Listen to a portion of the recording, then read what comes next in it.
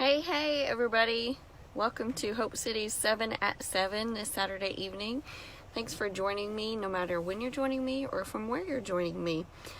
This evening, I'm on a date with my husband, so we are live from the car. But I'm so glad to be here with you all this evening.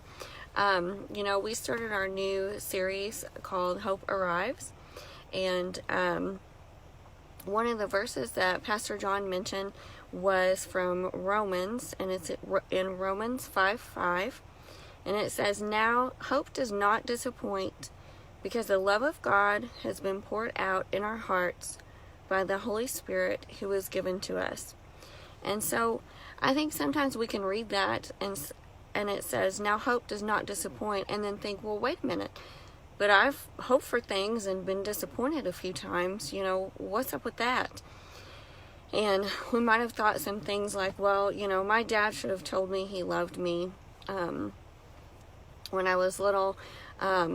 My wife should have dinner ready for me when I get home.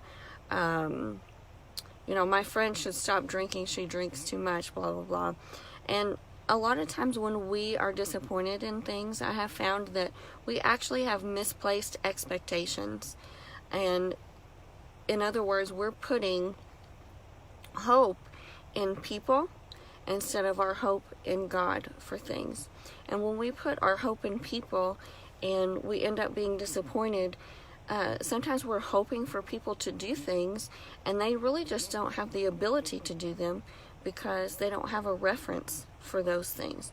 Just like one of the things I said before, a kid might have hoped that their dad told them they loved them. Well, maybe their dad didn't have a reference for that growing up and has no idea how to show affection and love and all of those things. And so we need to always make sure that we are aligning our hope with God and aligning our hope with what His Word says, and that we're hoping in Him and not just putting all of our hope and all of our eggs in one basket with people. Not that people are bad, but we all just make mistakes, and that's just how life is. And something else too, a lot of times I've thought this before. Well, God, I really hoped that this situation would go better, and I thought I was trusting in you, but it just kind of went south, and I was disappointed.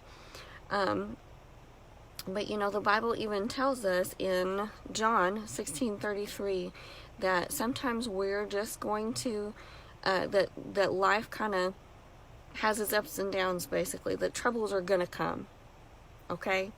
But He also reminds us in Romans 8:18 that He's going to work things together for our good.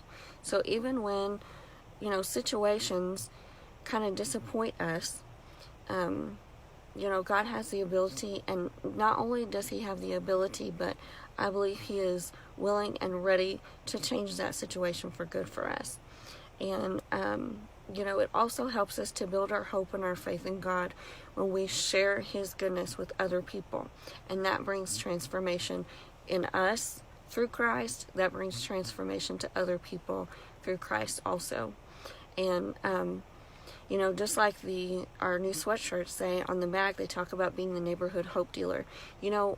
This may be kind of a wacky word example, but here it comes anyway. When drug dealers, sell drugs, they give out their first, they give out the first hit to get people addicted. And it's our job to give out that first hit of hope so that people really see what it truly means to hope in God and not just hope in people or in situations and be disappointed.